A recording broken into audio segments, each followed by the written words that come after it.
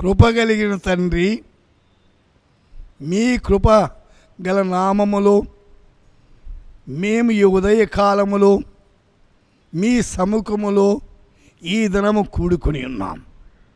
మీ గ్రంథంలోని వాగ్దానాన్ని మేము విశ్వసించి దాని ప్రకారంగా జీవించేదానికి మీ కృప మాకు ప్రసాదించండి. లేవీ కాండము 27-28. ప్రతిష్ఠించిన సమస్తము యెహోవాకు అతి పరిశుద్ధ స్థలముగా ఉండును. Every devoted thing is most holy unto the Lord. जो कुछ अर्पण किया जाए वह यहोवा के लिए పరమ పవిత్ర టహరే. సమస్తము యెహోవాకు అతి పరిశుద్ధంగా ఉండాలి. ఏది? ప్రతిష్ఠించబడిన వస్తువు.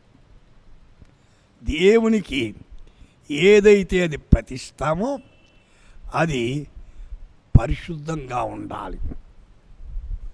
దేవునికి ఇచ్చే వాటిని పరిశుద్ధంగా ఉండాలి.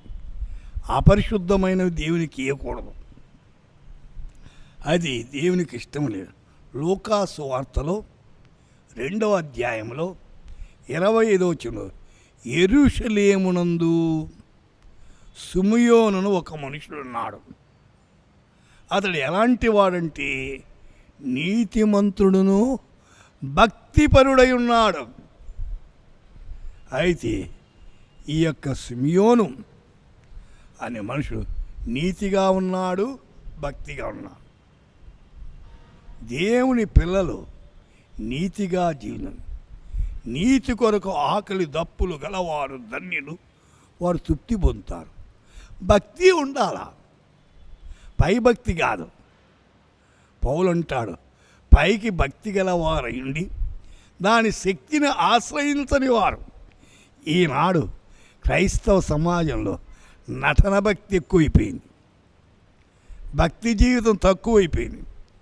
అపోస్తుల కార్యములో 10వ అధ్యాయం 1వ వచనంలో ఇటలీ పటాలమనబడిన పటాలమున శతాధిపతి అయినటువంటి కొర్నేలి అని భక్తిపరుడు ఒకడు కైసరులో ఉండెను.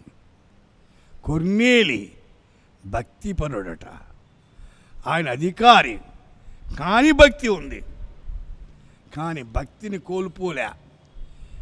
అధికారంలో ఉన్నా అధికారం లేకపోయినా దేవుని పిల్లలు భక్తిగా జీవించాలని చాలా ప్రాముఖ్యమైనది. భక్తి లేని జీవితము నాశనానికి తీసుకెళ్తుంది.